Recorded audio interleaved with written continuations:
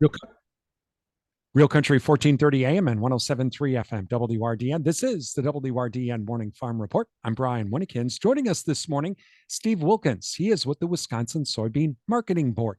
And we're going to talk a little bit about some of the things, how the checkoff is helping Wisconsin soybean growers, and our newsmaker segments, and also our YouTube video of this is being brought to you by the Wisconsin Soybean Marketing Board, along with our other newsmaker sponsors, including Alcivia Co-op, Annabis Silo, Animal Wellness Center of Buffalo Valley, Compeer Financial, Osteoplastics, Wisconsin Farmers Union, and Wisconsin Corn Growers Association. Steve, thanks for joining us this morning. Well, for the checkoff, I know there's been a lot of research done, but for the soybean checkoff, how's it helping Wisconsin soybean growers? Every single year, we get a significant amount of interest in funding projects for the Wisconsin soybean grower. And what we do on the board is we look through all of them, and we spend a lot of time talking about which ones we want to fund and which ones we really think will help drive monetary incremental value and profitability back to our soybean farmers. So, when we look at when a grower has a checkoff dollar, we try to make sure they're getting, I think our number is $12 and a half to $13 back on their return on investment. So that's how we look at the funds. That's how we invest them and spend them. And we cover a whole myriad of places where we'll invest them to help create that value and drive that grower profitability. So where are some of the big areas that you do use with this money? A lot of it is education, of course, but what are some of the other areas? Oh, absolutely. I mean, education is certainly some of it. We will vary on any given year as to how much we'll allocate towards education. But when you got someone in the state like Sean Conley, who's really good at outreach, that's one of the things we like to capture as well. Some of the other areas, if I think back to this past midsummer, as a board, we sat down and we looked at a handful of projects that we wanted to potentially fund and look at. And when it was all said and done, we had a significant amount of requests, which was really, really good. This past year, one of our largest areas of potential funding was actually in communications. That was a large one. So again, getting our message out, but domestic uses, both internal and abroad, is usually always one of the larger ones. So, as farmers, and I certainly put myself in that camp, we really like the production standpoint, but on the marketing board, it's our job to help make sure that we're getting these beans moved. We continue to create demand, and we're not sitting on an overabundance of supply.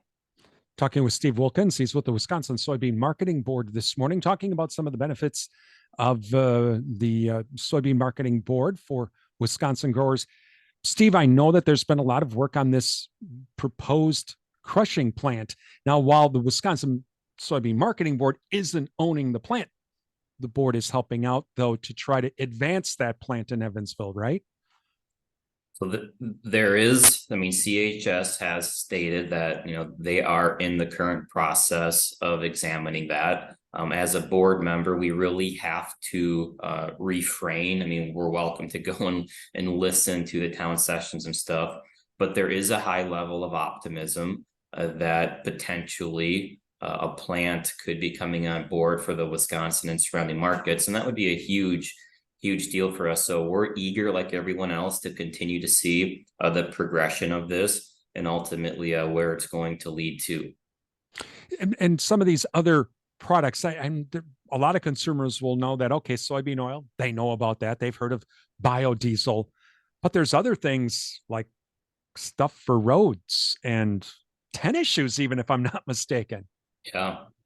Soybeans it's in everything. It's in the seats of our cars, to the shoes that we wear, to the fuel that we put in our tanks, and the roads that we drive on. So the abundance of soybeans is very, very robust. And that's one of the things we look at on the board too, is how do we invest in these types of technologies?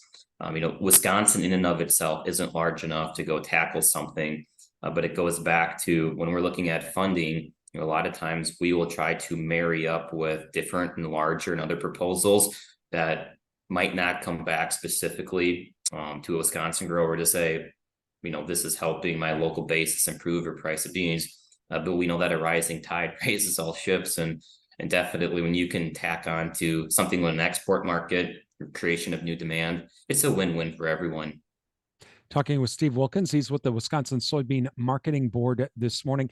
Steve, that demand, I think another product that people don't maybe understand too much is there's this I like to call it a subset of soybeans, food grade soybeans. There's all soybeans are food grade, but there is a certain subset that's actually used a little bit differently, and that's another area that is for some Wisconsin soybean growers that's very important, and the marketing board sees that, right? Absolutely. I mean, we represent all forms of beans, whether it's our traditional commodity bean or some more of the specialty ones. And we have a lot of them in Wisconsin, depends upon what pocket of the state, but certainly in the south and eastern, you've got a strong food grade type market, and you've got some really neat things in the northwest pocket of the state, and there's others as well. But we are not pigeonholed into looking at just the commodity soybean. On the board over the years, we funded a lot of things that have looked at more what I would say the creation and development of niche markets, as well as the agronomic practices and principles that have to go with them. Because some of these beans that are a bit more unique in stature, they do require a little bit different agronomic approach. And that's a real benefit of having Sean, his program, as well as the rest of the UW extension to help us understand agronomic principles, diseases, all that type of stuff. How important is that connection with Sean for the marketing board and the Wisconsin growers? Because in a way, you guys can kind of get like the middlemen here. You can get that information from extension through me to your growers from the way I see it. Yeah, Sean is, he is the best of the best. I don't think there's any doubt about that when it comes to soybeans, small grains. He's certainly well known and I would say well renowned within the industry. And we're lucky to have him here in the state. And we do a lot of work and we make it a strong focal point to ensure that him and his program have what it needs to continue to be successful within the the realm of what we can legally and appropriately do. And we try to also be a conduit to help get the information and stuff back out. So when proposals and stuff come through, Sean's always taking feedback, asking questions. It's a really good relationship between what I would almost term as like the private industry, which I would term many of our growers, and then the public, which would be Sean and UW and everything. So it's been very, very good from that standpoint. We're lucky in Wisconsin not to have Sean, but the rest of the UW system as well. Talking with Steve Wilkens with the Wisconsin Soybean Marketing Board. So that expanding those markets obviously will be something that will continue here into 2024 and some of the other educational opportunities as well with the checkoff.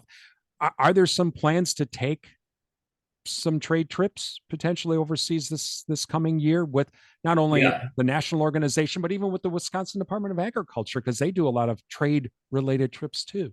We do. We take a bunch of trips every year, whether it's myself or some other people, and we really work hard to make sure that we're into markets and areas where we can understand and develop. So this past year, there were some trips taken down, and I should say on the East Coast to look at some ports.